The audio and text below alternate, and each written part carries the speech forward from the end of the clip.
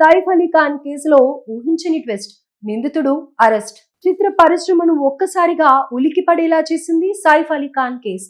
అంత సెక్యూరిటీ మధ్య సైఫ్ ఇంట్లోకి దుండగుడు ఎలా చొరబడ్డాడు అనేది ప్రశ్నార్థకంగా మారింది. ప్రముఖ నటుడు, పద్మశ్రీ అవార్డు గ్రహీత సైఫ్ అలీ ఖాన్ కేసుతో సినీ పరిశ్రమ ఒక్కసారిగా ఉలికిపడింది. ఆయనపై ఓ దుండగుడు కత్తితో తీవ్రంగా దాడి చేయడం సంచలనంగా మారింది. ఈ కేసులో కీలక పరిణామం చోటు చేసుకుంది. సైఫ్ మీద దాడి చేసిన నిందితుడిని ముంబై క్రైమ్ బ్రాంచ్ పోలీసులు అరెస్ట్ చేశారని సమాచారం. ప్రస్తుతం నిందితుడిని అక్కడి బాంద్రా పోలీస్ స్టేషన్ లో ప్రశ్నిస్తున్నారని తెలుస్తోంది. దీనికి సంబంధించిన పూర్తి వివరాలు ఇంకా బయటికి రాలేదు.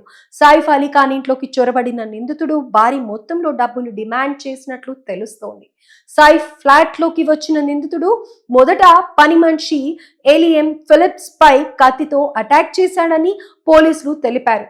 ఆమెను బంధించిన దుండగుడు ₹1,00,00,000 ఇస్తేనే వదిలేస్తానంటూ బెదిరించాడు. అప్పుడే అక్కడికి వచ్చిన సైఫ్ అతన్ని ధైర్యంగా ఎదిరించాడు. దీంతో దాడికి తెగబడి దుండగుడు సైఫ్ ను పొడిచి మెట్ల గుండా అక్కడి నుంచి పరారయ్యాడు. తీవ్రంగా గాయాల పాలైన సైఫ్ ను ఆటోలో ఆసుపత్రికి తరలించారు. కారు అందుబాటులో లేకపోవడంతో ఆటోలో హాస్పిటల్ కి తీసుకెళ్లారు. అతడికి మెడ వెన్నెముక భాగంలో సర్జరీ అయిందని, ఆరోగ్య పరిస్థితి నిలకడగా ఉందని డాక్టర్లు వెల్లడించారు.